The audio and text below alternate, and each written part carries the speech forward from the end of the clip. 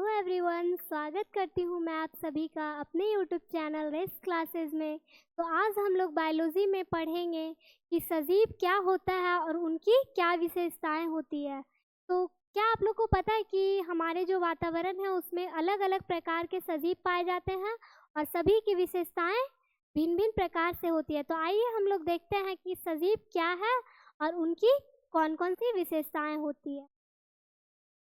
तो पहले तो हम लोग सिंपल भाषा में ये जानेंगे कि सजीव क्या है। क्या जानेंगे कि सजीव क्या है? तो सिंपल भाषा में हम लोग ये बोलेंगे कि जिसमें जान होती है उसको क्या बोलते हैं? सजीव बोलते हैं। जिस भी जीव में जान होगी उसको हम लोग सजीव बोलते हैं। एक या कई कोशिकाओं से जो सभी प्राणियों को क्या बोला जाता है? जो बने होते हैं एक कोशिकीय और या एक से अधिक कोशिकाओं से जो बने होते हैं उसको सजीव बोला जाता है। सजीव कई प्रकार के कार्य करने की क्षमता रखते हैं, जैसे कि सांस लेना, रेस्पिरेशन, प्रजनन करना, बढ़ना, विकसित होना, खाना, अपने पर्यावरण के साथ बातचीत करना और प्रतिक्रिया करना। ये सब क्या है? सजीवों के विशेषताएं हैं। क्या है? सजीवों की विशेषताएं हैं। दूसरे शब्दों में सजीव की परिभाषा यह है कि पृथ्वी पर पाए जाने वाले सभी जीवितों को क्या बोलते हैं? सजीव बोलते हैं। हमारे जो पृथ्वी पर जो भी सभी जीवित है उसको हम लोग जिनमें जिनमें जीवन पाया जाता है उनको सजीव बोलते हैं। सजीव प्राणी अपने पर्यावरण के साथ ऊर्जा और पदार्थ का क्या करती है? आदान प्रदान करने में सक्षम होते हैं। ये ऊर्जा को आदान प्रदान करते हैं। ठीक है, जैसे कि मनुष्य, गाय, जिराफ, केकड़े, साग, जो भी मतलब यहाँ पे जो भी नोट डाउन किया गया है वो सब क्या है? सब क्या है? सजीव है। आइए नेक्स्ट पॉइंट देखते हैं।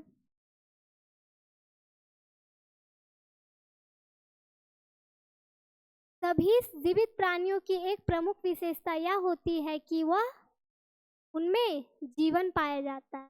इसके विपरीत जिनमें जीवन नहीं होता है, जिनमें जीवन होता है उनको तो हम लोग सजीव बोलेंगे, और जिनमें जीवन नहीं पाया जाता उनको हम लोग क्या बोलेंगे? निर्जीव बोलेंगे। क्या बोलेंगे? निर्जीव। उदाहरण के लिए चट्टान, हवा, पानी इत्यादि, ये सब क्या है? ये सब निर्जीव है। ठीक है, जीवित प्राणियों जिन्हें कि सजीव कहा जाता है उन्हें परिभाषित करना आसान नहीं होता है। मतलब इतना भी इजीली हम लोग नहीं पहचान सकते हैं कि कौन सा सजीव है और कौन सा निर्जीव है, क्योंकि हमारे ग्रह पर जो जीवों की एक विशाल संख्या जो पाई जाती है, हमारे जो ग्रह हैं उसमें बहुत सारे संख्या में जीव पाए जाते हैं। ये सभी जीव किसी न किसी प्रकार से एक दूसरे से बहुत ही अलग होते हैं। क्या होते हैं? बहुत ही अलग होते हैं।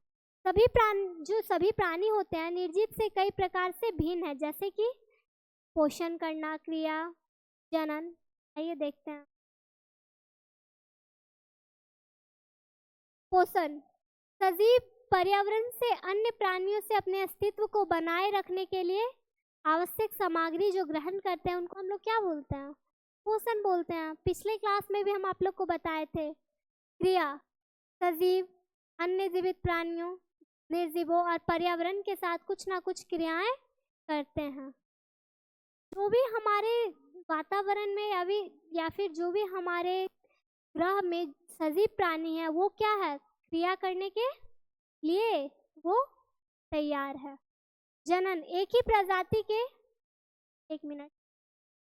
प्रजाति के जो नए प्रकार के सजीवों को जन्म देने के लिए सजीव जनन की क्रिया करते हैं। मतलब अपने जैसे सेम प्रजाति को आगे अपने जीवन के अस्तित्व बनाए रखने के लिए वो नए प्रजाति उत्पन्न करते हैं। उसको हम लोग क्या बोलते हैं? जनन बोलते हैं। एक होता है मृत्यु। सभी जीवों का अंत क्या होता है? निश्चित होता है। सभी जीवों का अंत निश्चित होता है। ये आगे देखते हैं। सजीवों के लक्षण और विशेषताएं क्या है? सजीवों के लक्षण और प्रमुख विशेषताएं जो है निम्नलिखित है। सभी सजीव कोशिकाओं से बने होते हैं।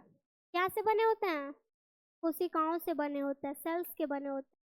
सभी जीवित प्राणी के संगठन की मूल इकाई कोशिका होती है। इसका मतलब है कि सबसे जटिल प्राणियों जैसे स्तनधारी से लेकर सबसे सरल जैसे बैक्टीरिया तक की सभी सजीव कोशिकाओं से ही बने होते हैं। हालांकि उनकी कोशिकाओं में जटिलता के विभिन्न स्तर होते हैं, कुछ सरल होते हैं और कुछ अधिक जटिल होते हैं। इसी कारण से वे अलग अलग कार्य करते हैं। उनकी रचनाएं, आकार और अंग भी क्या होती है, अलग अलग होती है। सभी सजीव सांस लेते हैं। क्या करते हैं? सभी सजीव सांस लेते हैं। रेस्पिरेशन, जो भी सजीव होते हैं वो क्या करते हैं? रेस्पिरेशन करते हैं। तो हम लोग क्या है? हम लोग मनुष्य हैं, तो हम लोग का श्वसन अंग कौन सा है? नोज। क्या है? नोज।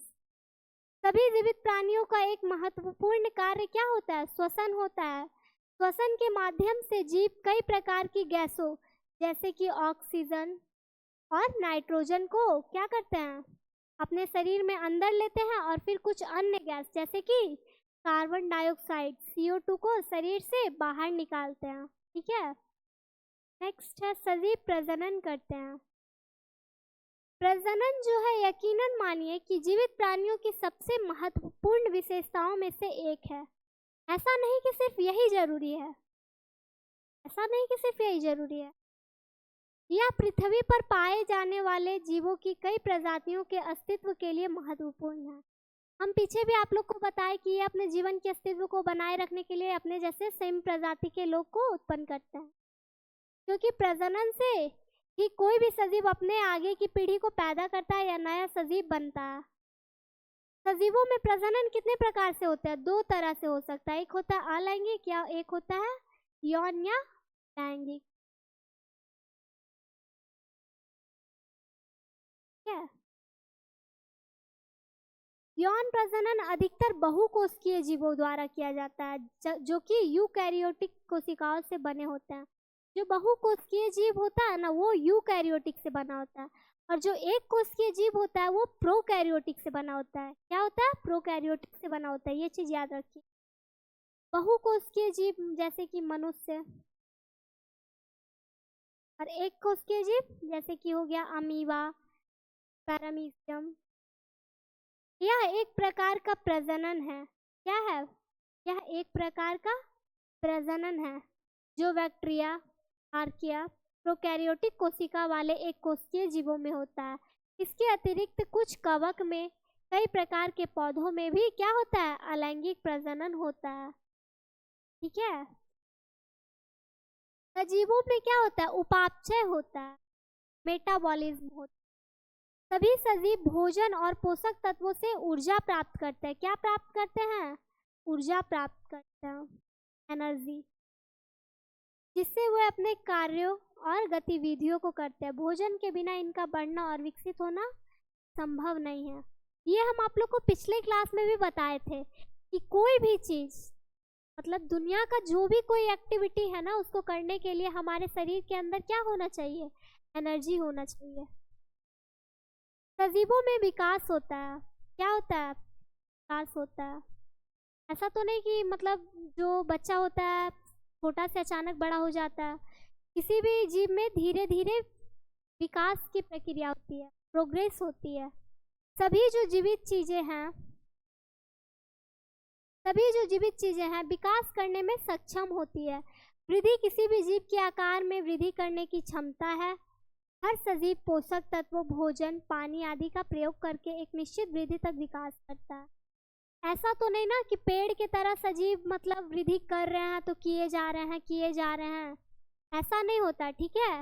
एक लिमिट तक ही उसका प्रोग्रेस होता है। सजीव एक जीवन चक्र से गुजरते हैं। सजीव का क्या है ना कि एक जीवन चक्र होता है। पहले जन्म होता है, फिर उनमें वृद्धि होता है, फिर उनकी क्या होती है? बुढ़ापा अवस्था आती है, फिर उनकी मृत्यु हो जाती है। मृत्यु जो है वो हमारे जीवन चक्र का लास्ट स्टेज होता है, अंतिम अवस्था होता है। आइए देखते हैं। प्रत्येक जीवित प्राणी जो है एक जीवन चक्र का पालन करता है। यह चक्र उसके जन्म से लेकर मृत्यु तक का समय होता है। एग्जाम में ये क्वेश्चन बन सकता है कि जीवन चक्र किसे कहते हैं या जीवन चक्र क्या होता है। तो जन्म से लेकर जो मृत्यु तक का समय काल होता है, मतलब कि उसको क्या बोलेंगे? जीवन चक्र, लाइफ साइकिल। हर प्राणी का जीवन चक्र एक दूसरे से बहुत भिन्न हो सकते हैं। यही कारण है कि कुछ जीवित चीजें लंबे समय तक जीवित रहती है और कुछ धीमी गति से जीवन व्यतीत करती है, जबकि कुछ अन्य जो है वो जल्दी मर जाते हैं। नेक्स्ट पॉइंट है हमारा, प्रत्येक जीवन चक्र में निम्नलिखित चरण होते हैं। अभी हम बताए ना क्या होता है, एक होता है जन्म, फिर होता है विकास, फिर होता है प्रजनन, फिर होता है बुढ़ापा, फिर क्या होता है, मृत्यु हो जाता है। तो जन्म जो है दुनिया में एक प्रजाति के एक नए जीव की उत्पत्ति या तो गर्भ से, या तो अंडे से, या पूर्वजों की कोशिका से होती है। अर्थात प्रत्येक सजीव का जन्म किसी न किसी प्रकार से होता है। क्या विकास, जन्म के बाद जो है हर सजीव का किसी न किसी प्रकार से विकास होता है। उदाहरण के लिए शरीर का बढ़ना, नए अंगों का बनना, चलना, पर्यावरण से बात करना। मतलब देखिए, हम लोग किसी सजीव को देख के कैसे अनुमान लगा सकते हैं कि इसमें विकास हुआ है या नहीं। तो उनके शरीर के आकार को देखेंगे तो उनमें वृद्धि हो रहा है, तो उसको देख के हम लोग पता कर सकते हैं कि हाँ ये इसके शरीर में विकास हो रहा है। नेक्स्ट है प्रजनन। यह वह चरण है जिसमें सजीव अपने जैसे नए सदस्यों को दुनिया में लाते हैं या अपने जैसे सेम प्रजाति के लोग को पैदा करते हैं। एक होता है लास्ट जो है बुढ़ापा और मृत्यु।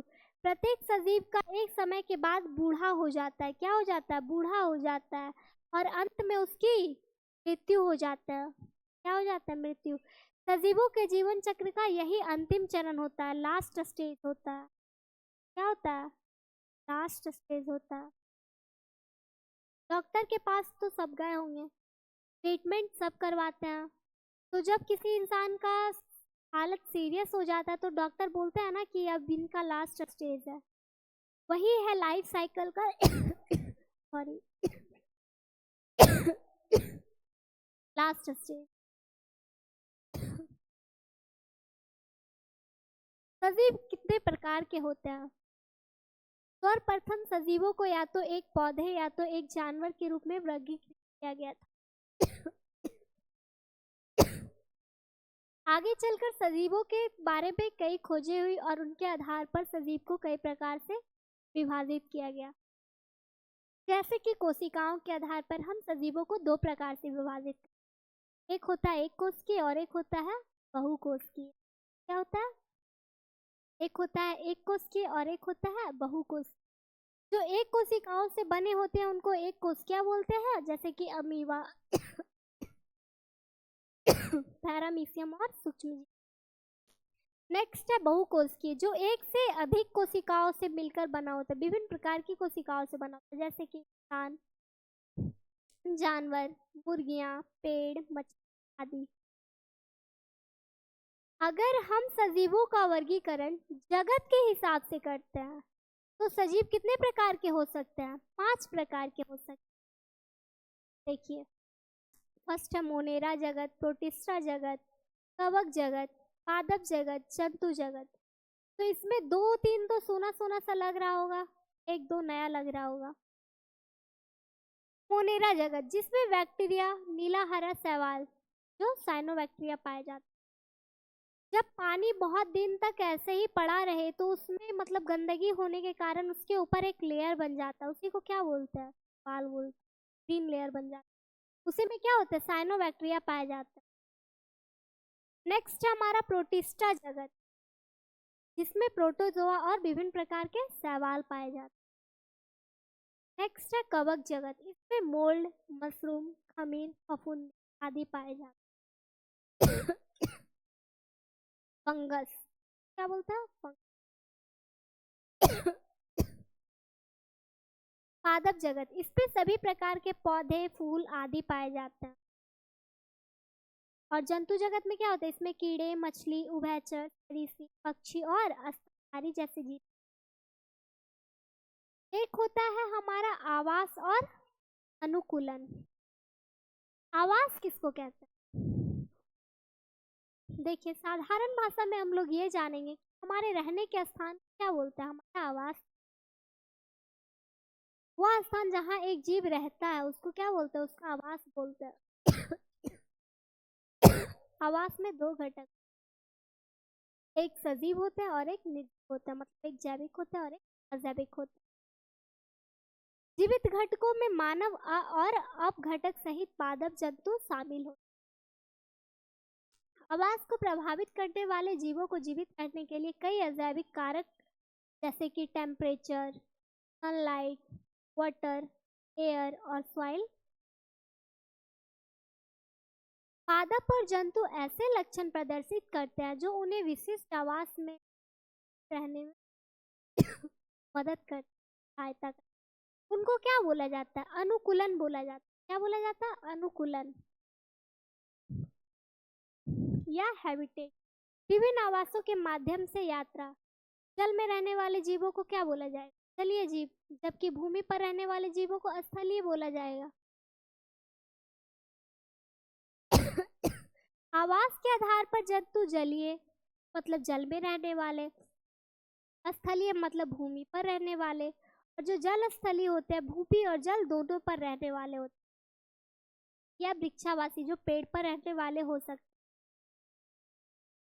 एक होता है अपघटक जीवाणु और कवक। ये जो वैसे जीव है जो पादपों और जंतुओं के क्षय के लिए उत्तरदायी होते हैं। ठीक है। विषमपोषी जीव, एक होता है स्वपोषी जीव और एक होता है विषमपोषी। तो जो अपना भोजन स्वयं प्राप्त करते हैं, अपना पोषक तत्व स्वयं ग्रहण करते हैं, उसको क्या बोलते हैं? स्वपोषी। और जो परपोषी होता है वो दूसरे जीवों पर आश्रित होता है। जो जीव अपना भोजन स्वयं तैयार नहीं कर सकते हैं जैसे कि जंतु। स्वपोषी का एग्जाम्पल के लिए हम लोग बेस्ट एग्जाम्पल पेड़ पौधे को ले सकते हैं कि वो अपना भोजन स्वयं ग्रहण। हम आसपास में होने वाले परिवर्तनों के प्रति अनुक्रिया करते हैं। वातावरण में होने वाले परिवर्तनों को उद्दीपन कहते हैं। हमारे जो वातावरण में परिवर्तन होती है उसको हम लोग क्या बोलते हैं? उद्दीपन बोलते हैं। उदाहरण, जब रात्रि में हम रसोई घर में बल्ब प्रदीप्त करते हैं तो क्या होता है? कॉकरोच जो है अचानक अपने स्थान में छिपने के स्थान में भाग जाता है। नेक्स्ट है हमारा उत्सर्जन।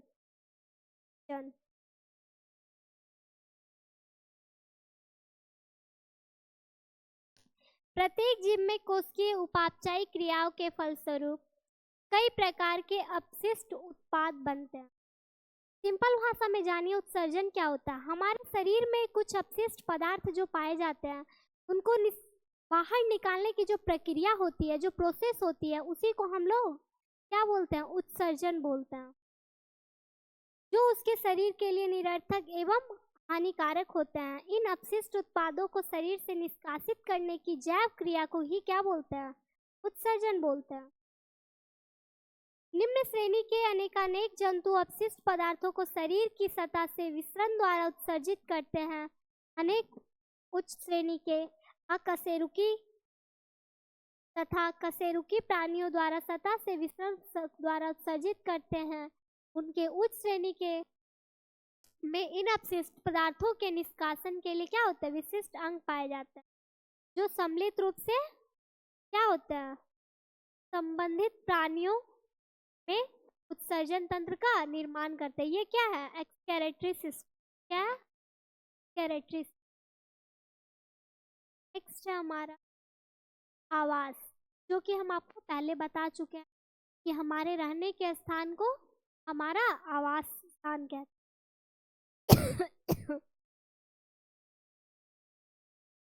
आवास के प्रकार क्या है? आवास के प्रकार हमारे अभी बताए थे वातावरण में अलग अलग प्रकार के सजीव होते हैं। तो सभी सजीव का भिन्न भिन्न प्रकार के सजीव होंगे तो उनके आवास स्थान तो भी भिन्न भिन्न होंगे ना। तो देखते हैं उनके अलग अलग प्रकार के आवास। जीव के निवास स्थान के आधार पर आवास को 3 प्रकार या 3 भागों में बांटा गया है। फर्स्ट है जलीय, स्थलीय, वृक्षीय या वायवीय। जो जीव जल में रहेंगे उनको जलीय आवास बोलेंगे, जो वायु में रहेंगे या वृक्ष पे रहेंगे उनको वृक्षीय बोलेंगे, और जो स्थल में रहेंगे उनको स्थलीय आवास बोलेंगे। देखिए फर्स्ट है जलीय आवास, एक्वेटिक हैबिटेट। देखिए क्या है? ये सब जो है वो सब क्या है?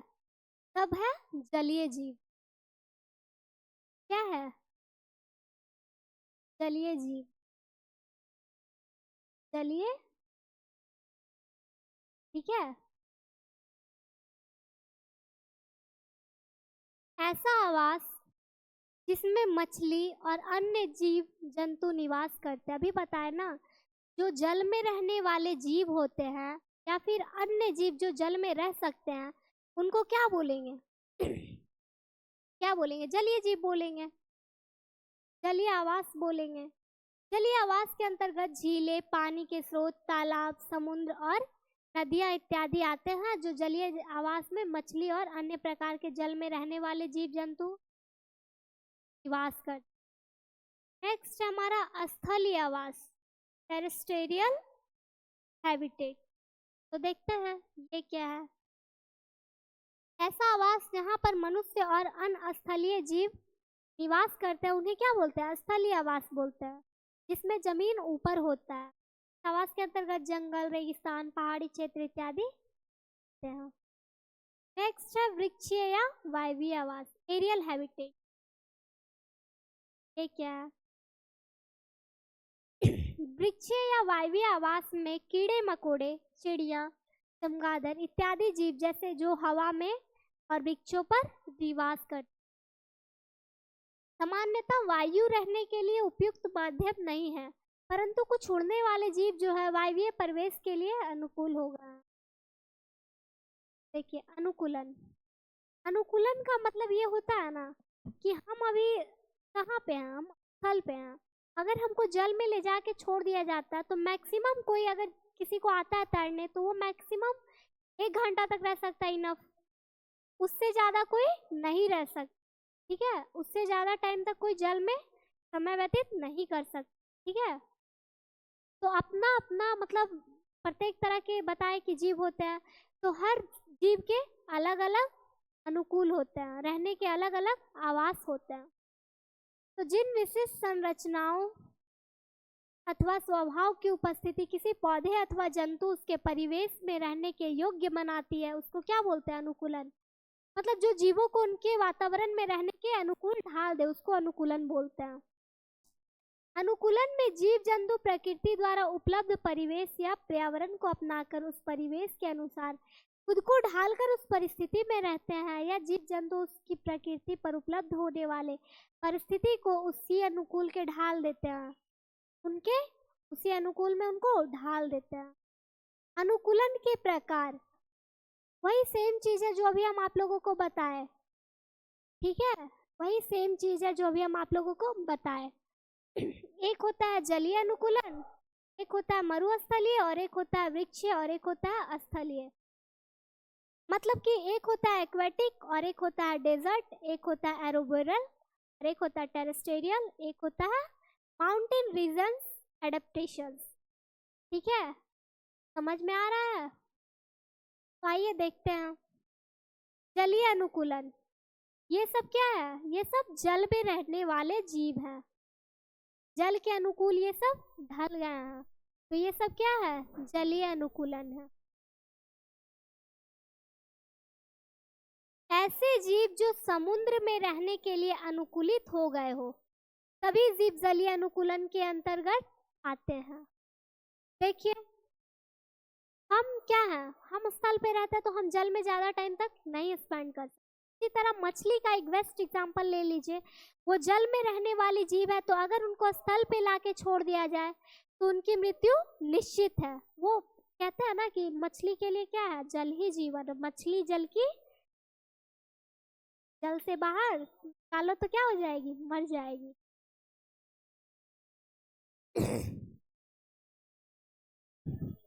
एक होता है मरुस्थलीय अनुकूलन के लिए, देखिए javelina, cactus, camel, desert tortoise, meerkat, roadrunner. ऐसे जीव जो मरुस्थल में रहने के लिए अनुकूलित हो गए हैं, क्या होगा? अनुकूलित हो गए हैं, वह सभी जीव मरुस्थलीय अनुकूलन के अंतर्गत आते। मरुस्थल में रहने वाले सभी जीव जंतुओं ने अपने आप को उसी के अनुसार क्या किया है? अनुकूलित कर लिया है। क्या कर लिया? अनुकूलित कर लिया है। मरुस्थल में रहने वाले जीव बिना पानी के रहने, पानी का संरक्षण करने, ऊंचे तापमान में रहने और शत्रु से बचने के तरीकों को अपनाकर अपने आप को मरुस्थल के अनुकूलित कर। मैंने पहले ही बोला, बताया ना आप लोगों को कि कोई भी जीव जिस वातावरण में वो रह रहा है उसके अनुकूल वो ढल जाता है, फिर उसको आदत पड़ जाती है उसी अनुकूलन में रहने की। मरुस्थल में रहने वाले जीव जंतुओं को कृंतक के नाम से भी जाना जाता है। ये इसका सेकेंड नेम है, याद रखिए। देखिए क्या होता है, बताते हैं। मरुस्थल में पेड़ पौधे देखे हैं, वहाँ पे पेड़ पौधे जरूर होते हैं बट उनमें पत्तियां नहीं होती है। वहाँ पे कांटेदार पेड़ पौधे होते हैं। उनमें पत्तियां क्यों नहीं होती है? क्योंकि फर्स्ट ऑफ ऑल तो वहाँ पे पानी की कमी पाई जाती है, और वहाँ पे पत्तियां अगर पेड़ में पत्तियां हो तो पेड़ में पत्तियों का क्या काम होता है? वाष्पोत्सर्जन करने की काम होती है। तो जब हमारे वातावरण में जल की कमी होगी तो वाष्पोत्सर्जन से और भी हमारे क्या होगा? जल नहीं होगा तो वाष्पोत्सर्जन कैसे होगा? और भी नुकसान होगा ना पेड़ को। इसीलिए वहाँ पे पेड़ में हरी पत्तियां नहीं होती है। क्या होती है? कांटेदार पौधे होते हैं। ये है क्या? कैमेल। कैमेल, ऊंट। ये क्या है? मरुस्थलीय है। मरुस्थलीय अनुकूलन के कुछ लक्षण। मरुस्थल में रहने वाले जंतु जो होते हैं सूखे बीज खाते हैं। क्यों? क्योंकि वहाँ पे पानी की कमी होती है, बालुई एरिया होती है, तो फसल उग नहीं पाते हैं, इसीलिए उन लोगों को ड्राई सीड्स का यूज करना पड़ता है। उन्हें पानी की आवश्यकता नहीं होती है। सिंपल सी बात है कि अगर वहाँ पे पानी होगा ही नहीं तो पानी की आवश्यकता पड़ेगी ही क्यों? क्योंकि उस अनुकूल में वो ढल चुके हैं, उस अनुकूल में उनकी रहने की आदत पड़ चुकी है। कुछ मरुस्थलीय जीव जमीन में गहरी सुरंग खोदकर रहते हैं जिससे वे सूर्य की सीधी रोशनी से बच सके।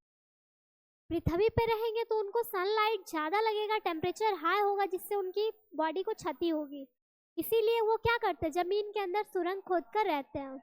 मरुस्थल में रहने वाली छिपकली अपने लंबे और पतले पैरों का प्रयोग करते हुए अपने शरीर का संपर्क भूमि नहीं होने देते ताकि उनको गर्मी से राहत मिले। मरुस्थल में रहने वाले जीव अपने शत्रुओं से बचाव के लिए सुरक्षात्मक रंगों और शरीर पर क्या होते हैं? पाए जाने वाले कांटों का प्रयोग करते हैं।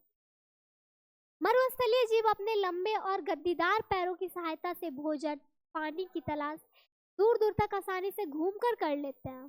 क्या कर लेते हैं? भोजन की तलाश कर लेते हैं। एक होता है वृक्षीय अनुकूल। दिख रहा है कितना इंटरेस्टिंग फिगर है, फनी फिगर है ना? हाँ, इंटरेस्टिंग फनी है ना? अपनी प्रजातियों को आप लोग आसानी से पहचान सकते। बुरा मत मानिएगा, मैं बस एंजॉयमेंट के लिए थोड़ा सा बोल। आज ना मुझे सर्दी हो गई है तो शायद मैं आप लोगों को क्लास में बहुत ज़्यादा डिस्टर्ब कर रही हूँ ना, थोड़ी सी सर्दी हो गई है मुझे। ऐसे जीव जो वृक्षों पर रहने और चलने के लिए अनुकूलित हो गए हो वो सभी जीव मरुस्थलीय अनुकूल के अंतर्गत आते हैं। वृक्षीय अनुकूल के अंतर्गत आने वाले जीव पेड़ों पर ही रहते हैं, चलते हैं, शिकार करते हैं और अन्य क्रिया भी कर लेते हैं। ऐसा तो नहीं कि जो वृक्षीय है, जो पेड़ पे रहते हैं, वो स्थल पे नहीं आ सकते, आते हैं, वो अन्य क्रिया भी कर लेते हैं। इस अनुकूलन के अंतर्गत लंगूर, लाल पांडा इत्यादि जीव जंतु आते हैं जो आसानी से वृक्षों पर चढ़ने और उतरने के लिए होते हैं। नेक्स्ट है हमारा वृक्षीय अनुकूलन के कुछ लक्षण। वृक्षीय अनुकूलन में रहने वाले जीवों के शरीर मजबूत होते हैं क्योंकि वो डाली पर चढ़ती है, उतरती है, तो उनके शरीर मजबूत होते हैं, उनके पैर मजबूत, पंजे मजबूत होते हैं ताकि उनको पकड़ने में सहायता। लंगूर है, ये सब चिड़िया जो भी वृक्ष हैं वो सब देखते हैं डाली पे टहनी पे खड़ी होती है तो अपने पंजे से फंसाए रखती है, तो उनके पंजे क्या होते हैं? मजबूत होते हैं। पैरों की मजबूती भी शरीर को ऊपर चढ़ने और उतरने में सहायता प्रदान करती है। वृक्षीय अनुकूलन वाले जीव अपने विकसित पंजों से अपनी अच्छी पकड़ बना लेते हैं। जिससे वो गिरते नहीं हैं। वृक्ष पर चिपकने वाला मेढक के अंदर चिपकने वाली गद्दी पाई जाती है, जिसकी सहायता से वह आसानी से चढ़ते और उतरते हैं। ये है स्थलीय अनुकूलन। ये क्या है? स्थलीय अनुकूलन। कश्मीरी एरिया है ये, यहाँ पे पहलगांव वाला न्यूज़ सुने होंगे ना, वही वाला सीन है।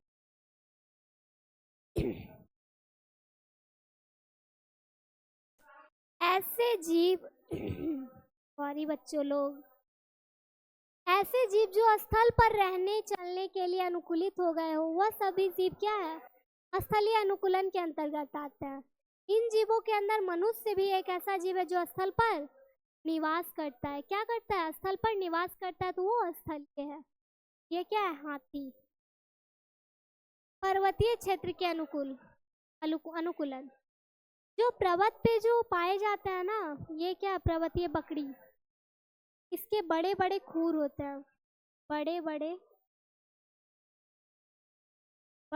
खूर होते हैं,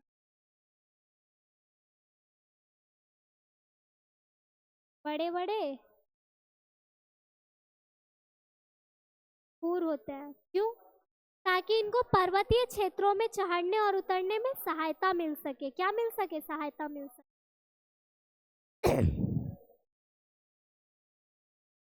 पर्वतीय क्षेत्रों में रहने वाले जीव जंतु पर्वत पर रहने के अनुकूलित हो गए।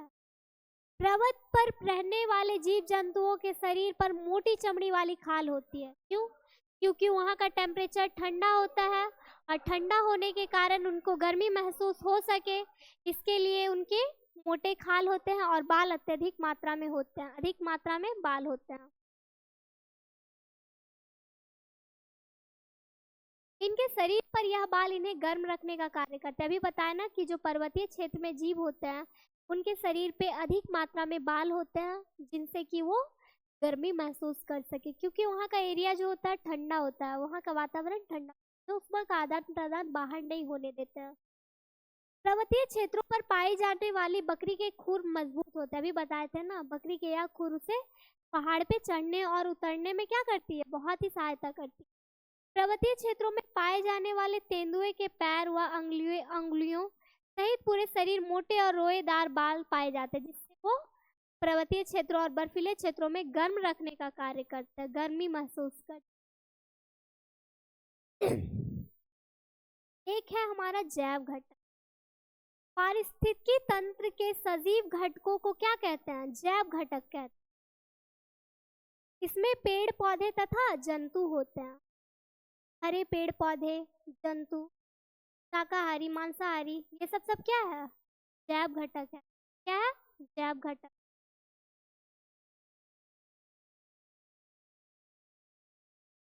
देखिए, ये हमारा है जंतु।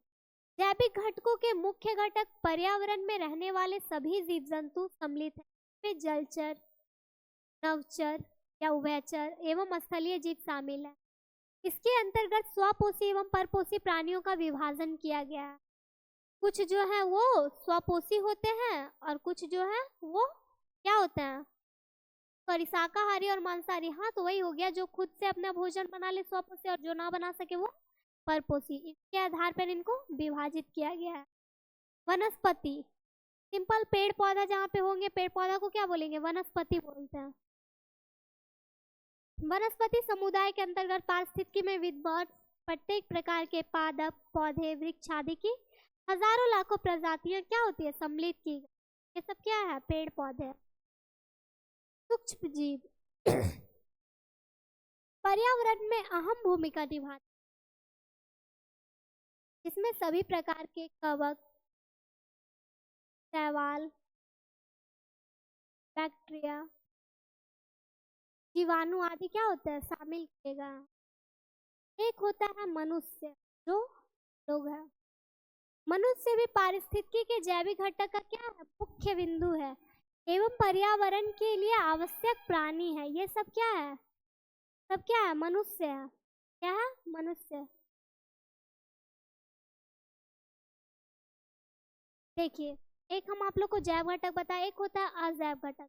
किसी पारिस्थितिकी तंत्र में पाए जाने वाले सभी निर्जीव पदार्थ उसके अजैव घटक है। चट्टान, मिट्टी, वायु, जल, ये सब क्या है? सब अजैव घटक है। सूर्य का प्रकाश एवं ऊष्मा भी जो है वो परिवेश के अजैव ही घटक है। नेक्स्ट है हमारा ताप एवं प्रकाश। प्रकाश के ताप जो है वो जैविक घटकों के पोषण एवं जीवित रहने के लिए क्या अत्यंत जरूरी है, क्योंकि इस प्रकाश से ही पौधे अपना भोजन बनाते हैं। नेक्स्ट है मृदा। विभिन्न प्रकार के कार्बनिक और अकार्बनिक कणों से संयुक्त होकर बने पदार्थ को मृदा या मिट्टी या सॉइल कहते हैं, जो वनस्पति के लिए क्या है? जरूरी है, पौधों के विकास के लिए जरूरी है। नेक्स्ट है हमारा आर्द्रता। जलवायु परिवर्तन एवं संतुलन हेतु आर्द्रता आवश्यक तत्व है। क्या है? आवश्यक तत्व है। हवा के बिना प्राणी मात्र का अस्तित्व जो है संभव नहीं। या स्थलाकृति किसी जगह का आकार है जो किसी ग्रह की पहचान के लिए आवश्यक है। हवा के बिना भी हमें बहुत परेशानी हो सकती है, क्योंकि वायु के थ्रू ही हम अपनी श्वसन क्रिया को करते हैं। नेक्स्ट है हमारा अंकुरन। अंकुरन क्या होता है? जब हम लोग बीज को बोते हैं ना मिट्टी के अंदर, तो वो अंकुरित होकर नए पौधे का निर्माण करती है, उसी को हम लोग क्या बोलते हैं? अंकुरन। अपने अपने घर में चना फुलाए होंगे। चना को जब हम लोग पानी में डाल के छोड़ देते हैं, उसके बाद पानी से जब वो मतलब अच्छे से फूल जाता है, उसको निकाल के 2-3 दिन तक छोड़ देंगे। 2-3 दिन क्या, एक ही दिन में कपड़ा में अगर उसको ढक के रख दे तो वो क्या हो जाता है? अंकुरित हो जाता है, उसी को बोलते हैं अंकुरन।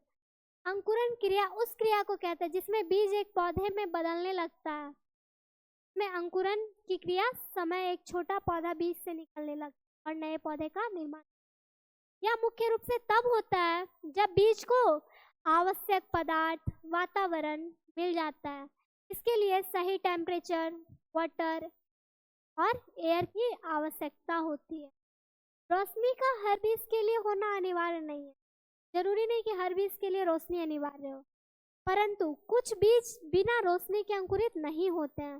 बीज से नए पौधे का प्रारंभ होता है। जब बीज से अंकुरन निकल जाते हैं तो इस प्रक्रिया को ही क्या बोलते हैं? अंकुरन बोलते हैं। प्रजनन तो बता ही दिए हैं। प्रजनन के 2 मुख्य रूप होते हैं, ये भी। नेक्स्ट है गति। क्या? गति। सभी सजीव एक स्थान से दूसरे स्थान तक जाते हैं तथा उनके शरीर में अन्य प्रकार की गति भी होती है। ये सब भी हम आप लोग को बॉडी मूवमेंट में बता दिए थे। भोजन सजीवों को उनकी वृद्धि के लिए आवश्यक ऊर्जा प्रदान करता है। जंतुओं के बच्चे भी वृद्धि कर वयस्क हो जाते हैं। श्वसन क्रिया। हम वायु से ऑक्सीजन लेते हैं और कार्बन डाइऑक्साइड को क्या करते हैं? छोड़ देते हैं। श्वसन सभी सजीवों के लिए आवश्यक है। केंचुआ त्वचा द्वारा सांस लेता है। मछली जो होते हैं गिल्स द्वारा सांस लेते हैं। पौधे पत्तियां सूक्ष्म रंध्रों द्वारा सांस वायु को अंदर लेती है। सजीव में श्वसन, उत्सर्जन, उद्दीपन, प्रतिक्रिया, अनुक्रिया, प्रजनन, गति एवं वृद्धि तथा मृत्यु होती है। अल्प अवधि में किसी एक जीव के शरीर में होने वाले छोटे छोटे परिवर्तन को पर्यानुकूलन कहलाते हैं। क्या कहलाते हैं? पर्यानुकूलन। देखिए, जो गति करते हैं जरूरी नहीं कि वो सब क्या है? सजीव है, क्योंकि गाड़ी मोटर जो रोड पे चल रहा है वो भी गति कर रहा है, एक स्थान से वो भी दूसरे स्थान पे जा रहा है, लेकिन वो सब क्या है? वो सब नॉन लिविंग थिंग्स है। क्या? नॉन लिविंग थिंग्स है। क्या? तो आशा करते हैं कि आप लोगों को क्लास समझ में आ गई होगी, और अगर किन्हीं को कोई प्रॉब्लम हो, किन्हीं को कोई डाउट्स हो, तो अपने डाउट्स को कमेंट में पूछे, मैं उनकी डाउट्स को क्लियर करूँगी। और ये क्लास से अगर किसी को भी कोई प्रॉब्लम है तो कमेंट में अपना क्वेश्चन ज़रूर शेयर कीजिएगा। और सभी लोग अपने अपने नोट्स को भी ज़रूर बनाएंगे हमारे वेबसाइट पे जाके। ठीक है?